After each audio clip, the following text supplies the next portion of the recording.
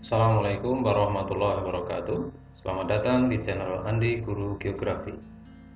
Konsep pola. Konsep pola merupakan salah satu konsep geografi, di mana konsep pola ini merupakan konsep yang berkaitan dengan susunan abstrak atau kecenderungan bentuk suatu fenomena geosfer di permukaan bumi yang menyesuaikan dengan kondisi alam di sekitarnya.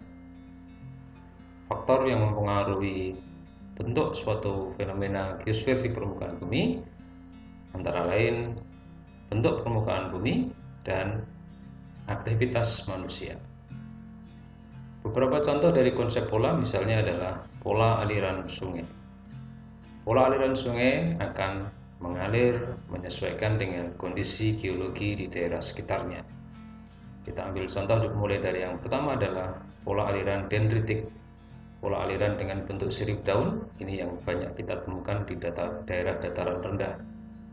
Kemudian ada pola aliran trellis di daerah pegunungan Batan, di mana anak sungai ini akan membentuk sudut tegak lurus terhadap sungai utama.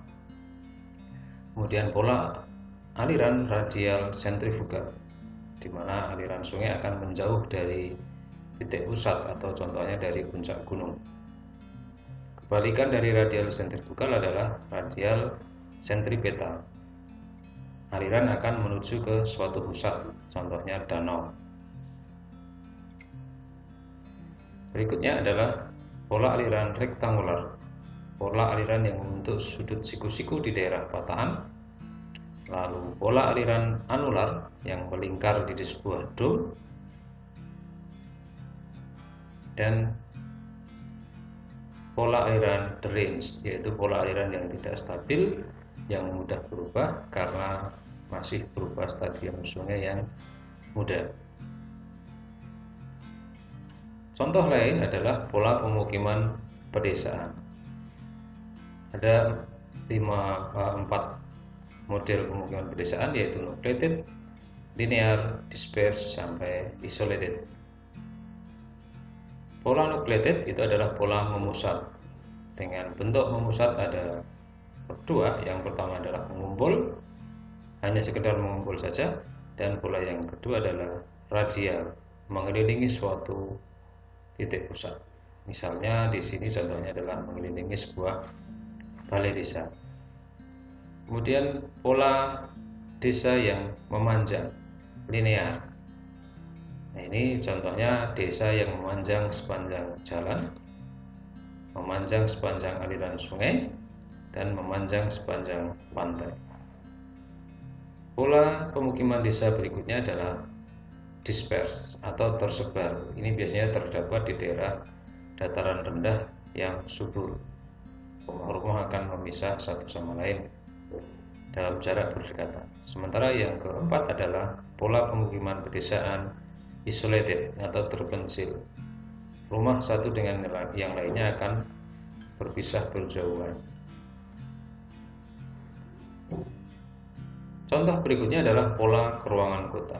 Kita mengenal ada 3 bentuk pola keruangan kota yang paling sering kita dapatkan di materi pelajaran geografi, yaitu pola keruangan konsentris, kemudian pola keruangan sektoral, dan pola keruangan inti ganda. Ada beberapa kota yang sudah terencana, misalnya kita akan temukan beberapa tempat di dunia, itu contohnya adalah Paris yang memusat pada titik Arc de Triomphe, kemudian Barcelona, Sunset District California, Xinjiang Cina,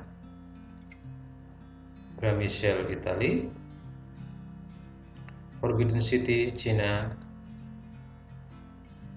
Brøndby Garden Copenhagen Denmark, dan Marble Al Dabra di Abu Dhabi Uni Emirat Arab. Terakhir, contoh dari konsep pola adalah pola tanam pertanian dan perkebunan. Pada perkebunan kita ambil contoh adalah perkebunan kelapa sawit. Ada pola-pola yang berbeda tergantung dengan tempatnya. Misalnya pola yang tidak beraturan karena bentuk jalan yang tidak beraturan sehingga pola tanamnya menjadi tidak beraturan.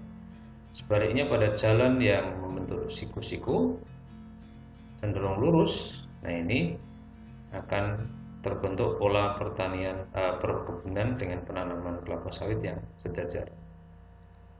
Sedangkan pada daerah yang bergelombang, pola penanaman sawit itu akan mengikuti garis kontur.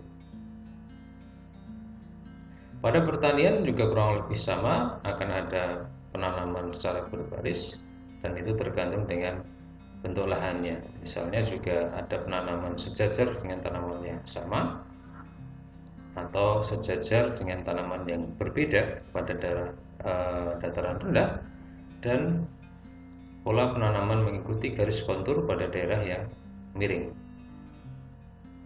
Nah, itu tadi adalah contoh-contoh dari konsep pola pada konsep geografi. Terima kasih atas perhatiannya.